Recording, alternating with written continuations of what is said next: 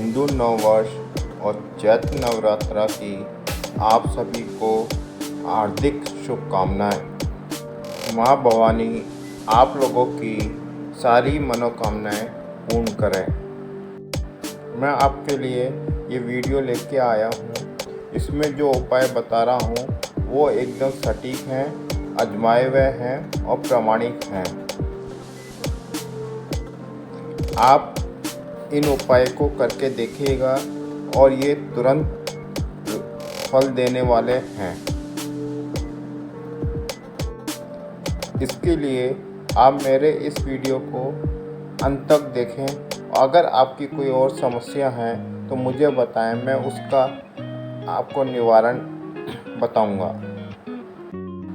विधि विधान से दुर्गा माँ की और घट की स्थापना करें, यानी कलश की स्थापना करें। उसके बाद मैं जो उपाय बता रहा हूँ उन उपाय को आप करके देखिएगा। आपको निश्चित ही फल प्राप्त होगा और अति शीघ्र ही फल प्राप्त होगा।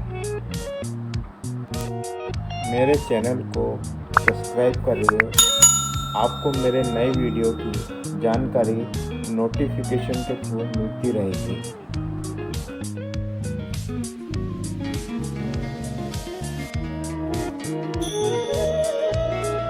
मैं आपको एक उपाय सूर्य भगवान का बता रहा हूँ। यदि आपकी कुंडली में ग्रह दोष है, ग्रह बाधा है, जिसके कारण आपका कार्य नहीं बन पा रहे हैं, तो आप प्रातःकाल ब्रह्म मुहूर्त के समय से 2 घंटे के अंदर अंदर ये उपाय करना है। आपको क्या करना है, एक कलश में थोड़ी सी चीनी डाल दें और उस चीनी मिले पानी को सूर्य देव को चढ़ाना है। और ये काम तभी करना है जब ब्रह्म मुहूर्त और ब्रह्म मुहूर्त के बाद 2 घंटे के अंदर अंदर। उसके बाद सूर्य देव को हाथ जोड़कर प्रणाम करें। अब आप अपने पूजा स्थल में आ जाएं, जहां आप रोज़ पूजा करते हैं। वहां पर आसन बिछाएं, घी का दीपक जलाएं और धूप बत्ती जलाएं। इसके बाद आदित्य स्तोत्र का पाठ करना चाहिए। आदित्य स्तोत्र का कम से कम 5 पाठ करना चाहिए। जब इसके बाद आप कुंडली में जो ग्रह अशुभ प्रभाव दे रहे हैं या जिन ग्रहों के कारण आपके कार्य नहीं हो पा रहे हैं, मनोकामनाएं पूर्ण नहीं हो पा रही है, उन ग्रहों का किसी अच्छे ज्योतिषी से सलाह ले लें और उनके मंत्र जाप करना चाहिए। विधि विधान से जो आपको संख्या बताई गई है वो उतनी संख्या का आप जाप करें। ये एक अचूक उपाय है, इससे जल्दी ही आपको फायदा होगा। या तो आप ग्रहों का मंत्र कर सकते हैं या आप उनके ग्रहों के देवताओं के मंत्र कर सकते हैं। ये आप किसी ज्योतिषी से सलाह लेकर करें। यदि घर में लड़ाई झगड़े हो रहे हों, बात बात पे लड़ाई झगड़े हो रहे हों, आपस में बातचीत नहीं हो रही हो, दूरियां इतनी बढ़ गई है कि बातचीत नहीं हो रही है, एक दूसरे की शक्ल देखना पसंद नहीं कर रहे हैं, या बच्चे कहना नहीं मान रहे हैं, लड़ाई झगड़े करते रहते हैं, तब आप ये उपाय करें। इसके लिए आपको करना क्या है, कृष्ण भगवान जी के सामने संध्या के समय एक घी का दीपक जलाएं और उसमें काली मिर्च डाल दें, साबुत काली मिर्च डाल दें और उन कृष्ण भगवान जी से प्रार्थना करें कि हमारे घर के गृह कलेश ख़त्म करें, लड़ाई झगड़े ख़त्म करें। ये एक साधारण किंतु अचूक उपाय है। ये बहुत ही जल्दी फल देता है। इस उपाय को नवरात्रा के बाद भी कर सकते हैं या नवरात्रा में शुरू कर इसको आप जारी रख सकते हैं। ये शीघ्र ही फल देने वाला उपाय है। मेरे चैनल को सब्सक्राइब करिए और बेल आइकन को प्रेस करिए। आपको नोटिफिकेशन के थ्रू मेरे नए नए वीडियो की जानकारी मिलती रहेगी। अब मैं जो उपाय बता रहा हूँ, यदि आपके रोज़गार नहीं मिल पा रहा है, व्यापार में परेशानी हो रही है, अड़चनें आ रही हैं या घाटा हो रहा है, धन अर्जित नहीं हो पा रहा है, कर्जा बहुत हो गया है, धन की समस्या बनी रहती है, तो नवरात्रा से ये उपाय शुरू करें। आप कृष्ण भगवान जी के सामने प्रत्येक संध्या को देसी घी का दीपक जलाएं और उसमें थोड़ा कपूर और हरी इलायची डाल दें और कृष्ण भगवान जी से समस्या के समाधान के लिए प्रार्थना करें।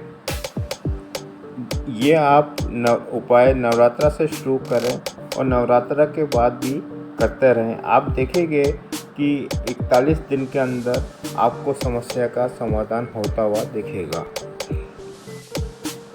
यदि आपको लगता है कि नज़र टोना टोटका लग गया है या किसी ने तंत्र मंत्र कर दिया है, रोक टोक लगा दी है, तो इस समस्या से छुटकारा पाने के लिए आप नवरात्रि की संध्या से ये उपाय शुरू करें।